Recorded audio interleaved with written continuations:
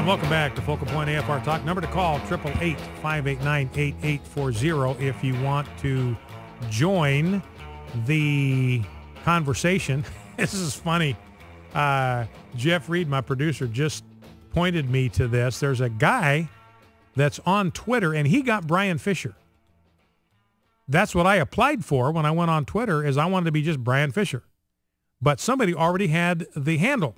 So I am Brian J. Fisher. That's who I am. That's my Twitter handle, Brian J. Fisher. So this guy tweets me today, and he says, do me a huge favor. This is funny. Do me a huge favor and put your Twitter account on your website so people will stop yelling at me. That just cracks me up. And he says, I get all, oh, no, that's an unrelated tweet. So this poor Brian Fisher's out there. I feel sorry for the guy. I mean, I would not want to be him because he doesn't know what he's doing. He's just talking about taking his dog for a walk and going out for a sandwich and playing softball. And all of a sudden, all these people are swearing at him. They're calling him the F word. They're calling him the A word. They're calling him the S word. I mean, you should see my Twitter feed. I just get that all day long. And this poor guy had no idea what hit him. But I'm afraid it's not going to happen, Brian. Twitter feed is going to stay on Twitter. And I'm sorry that people are yelling at you, but, man, that's not my fault, friend. You're talking to the wrong guy. If they're yelling at you, that's something with them. That's something wrong with them. So, yeah, so ask yourself, Brian Fisher, maybe I'll tweet this back to him. You know, the guy that's got my handle, he ought to ask himself, which side is the hate on here? Where's the hate coming from? And maybe he can answer that question for himself. So anyway, I feel sorry for the poor guy. And let's play one clip before we go to the phones, 888-589-8840. This is Melissa Harris Perry. And remember, she's the one that said, hey, your kids don't belong to you. They belong to us. They belong to the village, belong to the community. I say, fine. If you believe that, Melissa Harris Perry, give your kids to me. I'll take them to Sunday school. We'll homeschool them. We'll get them into church. Fine. If you believe that your kids don't belong to you, they belong to me, fine. Give them to us. We'll take care of them. She doesn't believe that. She just wants our kids to belong to her. There's no way in the world she's letting us get anywhere near her kids. She wants to take our kids, brainwash them, and indoctrinate them. And this gives you an insight into the political philosophy of the left. Listen to this. Now, our rights, according to the founders, are unalienable. That nobody can take them away, nobody can infringe on them, nobody can weaken them, because they come to us as a gift from God. That's not what liberals believe. Let's listen. This isn't about me wanting to take your kids, and this isn't even about whether children are property. This is about whether we as a society, expressing our collective will through our public institutions, including our government, have a right to impinge on individual freedoms in order to advance a common good. And that is exactly the fight that we have been having for a couple hundred years. So there's a leading voice on the left. She's on MSNBC, so nobody watches her, but she says that we have a right to impinge on individual freedoms in order to advance a common good. And she's saying that to you as parents.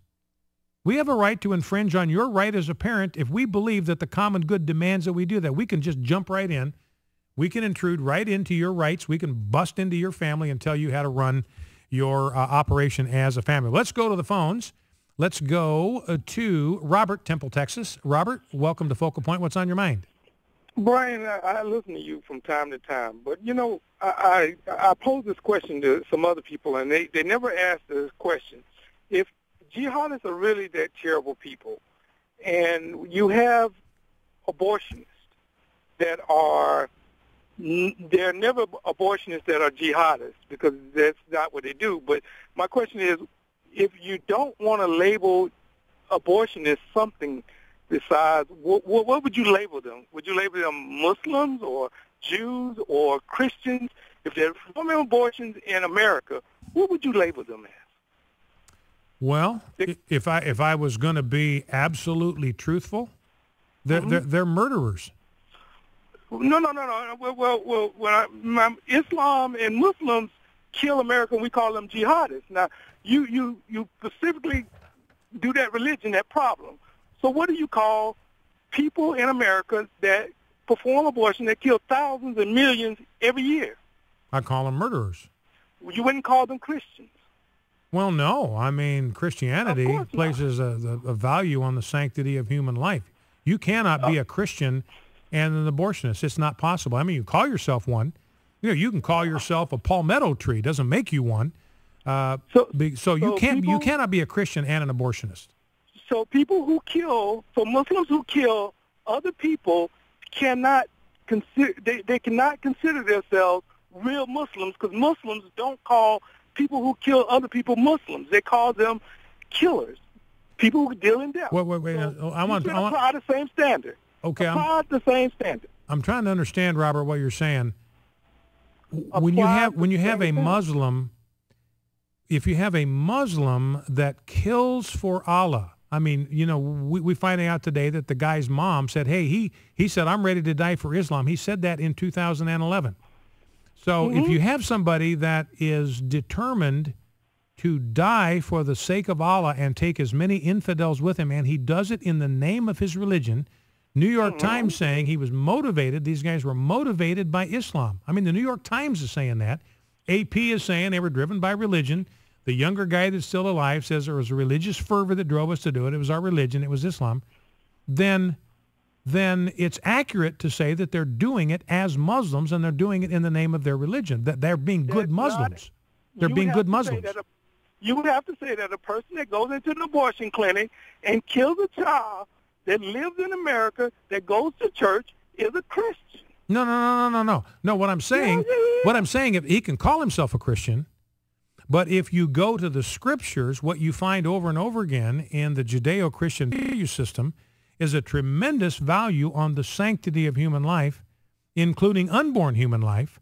So Christians would say, no, you cannot do that in the name of Christ. You can't do that in the name of Christ. You can't do that as a Christian, because your religion, the religion of Christianity, flatly says you're wrong.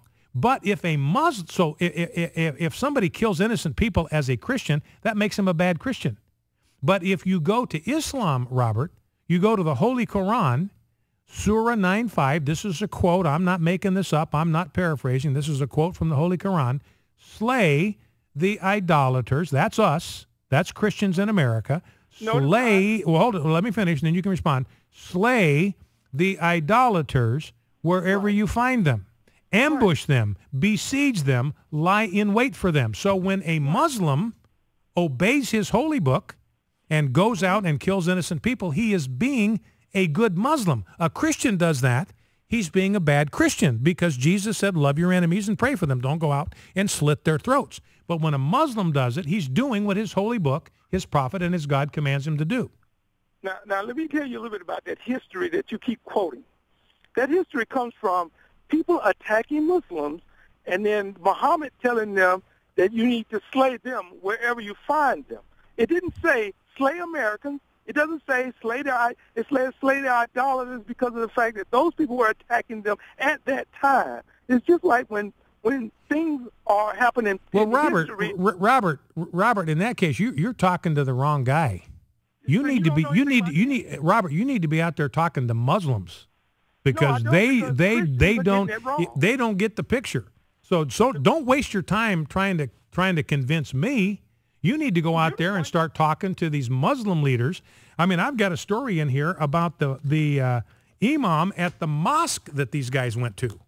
This is today. This is current events. Let me grab that story while I got you on the phone here. Here's the story.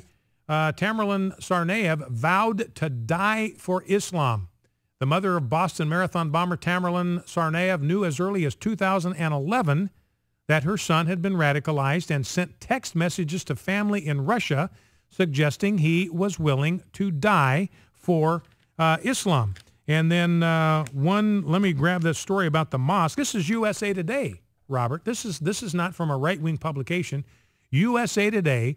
The mosque attended by the two brothers accused in the Boston Marathon double bombing has been associated with other terrorism suspects, has invited radical speakers to a sister mosque in Boston, and is affiliated with a Muslim group that critics say nurses grievances that can lead to extremism. Several people who attend this mosque have been investigated for Islamic terrorism, including a conviction of the mosque's first president, Abdul Rahman Al-Amoudi, in connection with an assassination plot against a Saudi prince. The sister mosque has invited guests who have defended terrorism suspects. A former trustee, we played the sound bites right here in this program, a former trustee appears in a series of videos in which he advocates treating gays as criminals, says husbands should sometimes beat their wives, and calls on Allah to kill Zionists and Jews. Okay, so let me ask you this one question. So if that abortionist guy goes to church and be absolved of all his wrongdoings because of the fact that that's what Jesus will do to you if you do something wrong, you will be absolved of all your wrongdoings if you go in the box and pray. You mean to tell me that that makes him okay to go back and kill all those children? No, it makes it wrong, makes him a bad Christian. It makes him there you go. And that's the first time you've ever said it. He was a Christian, he's an abortionist, and he's a bad Christian. You have bad Christians and you have bad Muslims. And now you have said that. I'm going to point out the fact that your facts are wrong. About 90% of all mosques have some kind of jihad preaching. No, that's an absolute established fact, Robert. I appreciate the call. I got to let you go because we're out of time.